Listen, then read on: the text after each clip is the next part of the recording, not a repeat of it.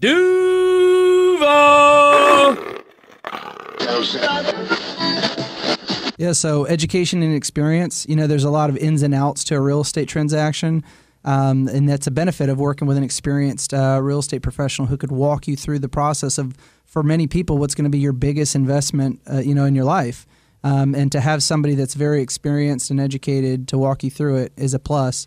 Number two would be helping with builders. Even if you're building brand new construction, a lot of people think, I'll just go over to the builder directly.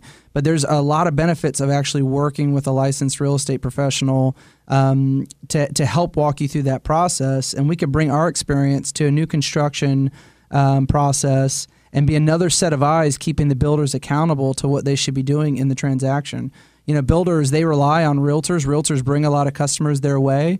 And when there is a realtor involved with their eyes on things, it's another set of accountability where the builder definitely wants to do a great job because they don't want an unhappy realtor that's telling everybody, hey, don't work with this builder. Listen to this bad experience we had. So they're going to give that extra attention to make sure that everything's done right so that they'll keep on having business come back their way. And I definitely want to point out, the site agents are out there working directly with the builder as well.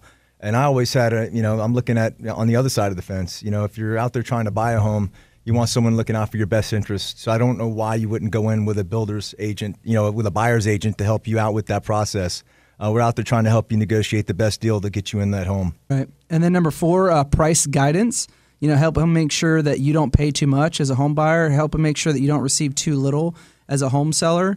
We are going to help you looking at the market conditions, looking at what other homes have sold for in the area and being able to make comparisons on comps to make sure that you're getting a good deal on that property. So I mentioned market conditions. Another part of that is just tracking, is it a buyer's market? Is it a seller's market? Helping to establish, the right expectations. If you know that you're going into a market and it's very competitive for home buyers to try to get a home because there's not that many homes for sale, you're going to have the right expectations to go in that with a good strategy. But if you're not knowing that, you might be coming in with the wrong strategy and it could become very frustrating. Mo, what about professional networking?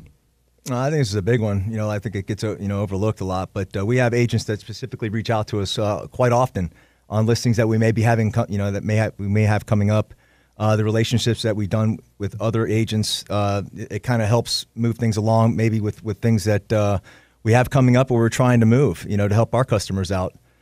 We have direct connections with inspectors, electricians, plumbers, all your contractors. If there's ever a situation we need to get the home to a certain condition, we have the ability to do that. Yeah, and then another one's negotiation skills. As realtors, both Mo and I, for over a decade now, we've had a lot of experience in negotiating real estate transactions, and we've seen how negotiations have panned out. We've seen things go good. We've seen things go bad. And through that, we were able to really speak towards effective strategies in negotiating, kind of finding out what your bottom line is, what you're going for, and then helping with negotiation strategy to arrive at that place. And then, Mo, what about handling volumes of paperwork, keeping track of timelines? Yeah, I definitely think over the years I've learned that, obviously keeping a good checklist, things that are going to help me out to keep me on track so I don't have a problem with my customer, as things start to evolve. Big checklist person, keeps me on track. And, I think overall that's really as things over the years haven't gone right, these are things that I get implemented back onto my checklist to keep things moving along smoothly. But moving on, Dan, with answers questions after closing. Yeah, I mean, you close on the house, and maybe there's questions that pop up after. We're still going to be making ourselves available. Maybe it's about homestead exemption for tax savings, or something comes up with the house and you need a contractor or something like that, or some kind of recommendation, or you have other market questions post-closing. Feel free to reach out. We want to make ourselves available and always be helpful before, during, and after the closing.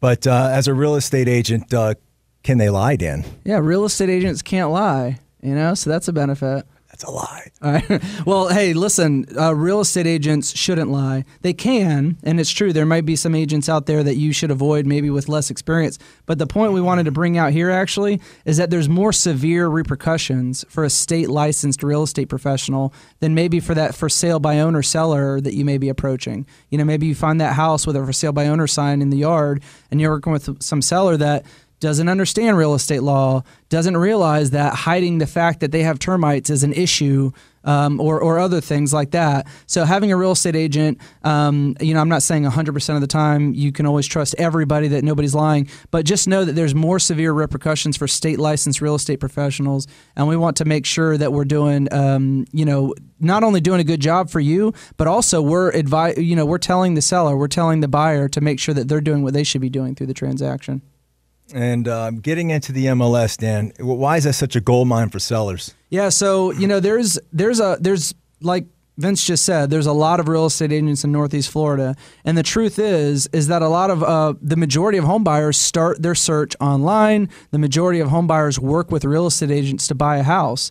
So if you want the majority of home buyers to find out about your home, it needs to be on the multiple listing service. It needs to be there where all the real estate agents are going to have access to it. Where they've got, either they're doing a search for their customer or they have a saved search that they've set up, and it's coming from that direct real estate agent that the buyer's working for, and you want it to show up to those people. And then, another thing is, hey, you want to try to sell your house yourself. It's obviously doable, but hey, cancel all your plans because you have to sell a house. It takes a lot of work. It's a full-time job. Not only are you coordinating showings, not only are you coordinating, negotiating directly and keeping track of timelines and interacting with contractors and inspectors. There's just a lot going on there. And with such a big investment, it's very helpful to have somebody walking you through that process. And then another thing is, if you're selling the house on your own, there's really kind of a built-in negative for sale by owner showings. Mo, can you speak on that a little bit? Yeah, I've done it quite a few times now, but you walk in the home and the seller typically wants to walk around with the potential buyer, and then all of a sudden the buyer feels a little awkward. They feel like, hey, I don't have any space. It's hard for that buyer to actually feel comfortable enough to where they can even see themselves living in that home. Right. So I always encourage that, hey, if you're going to go that route, that you're definitely going to want to probably step outside the home and take a walk until the showing's over. Yeah. But dealing with emotions don't mix with business transaction. Tell me a little about that, Dan. Yeah, realtors, we act all the time as a buffer between the buyer and seller, and it's incredibly helpful for getting transactions through successfully. It can become a very emotional thing between a buyer and seller, very frustrated if one party thinks that the other party is not looking out for their interest.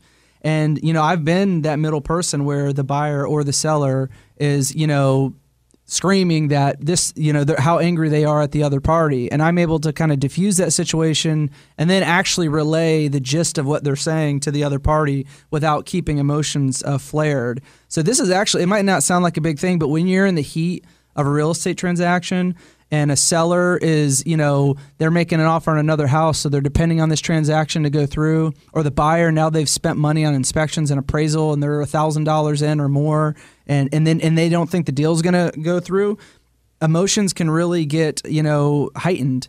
And having a real estate agent working in between to help buffer that between the buyer and seller is actually pretty huge. And then the last one that we're going to touch on is also repair lists. We were talking about we have, connections with people, but Mo, what's the benefit of working with a realtor when that part comes up, the inspection contingency and repairs? It's funny, you were talking about emotions too. So basically, you start through the contract, you start negotiating on price points.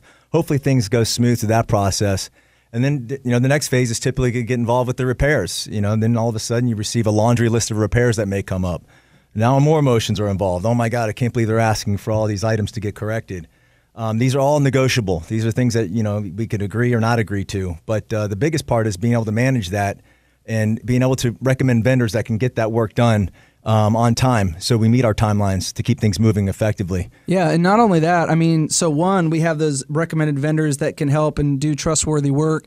Two, I've mentioned in past shows, in some situations, not all, but in some situations, we have vendors that will be agreed to get paid at closing. So maybe the seller has to do a repair. They don't have the upfront money for it. And because of the relationships that we have, we can help arrange that where you can accomplish that repair and the money comes out of closing instead of coming out of your checking account. But also, we can also walk you through different negotiating strategies, maybe offering a credit instead of repairs. And we can help feel those situations out and help walk you through it. So all in all, buying a home is the biggest investment that a lot of people are going to do in their lives. And the importance of having a real estate agent who does this day in, day out, I can't stress it enough.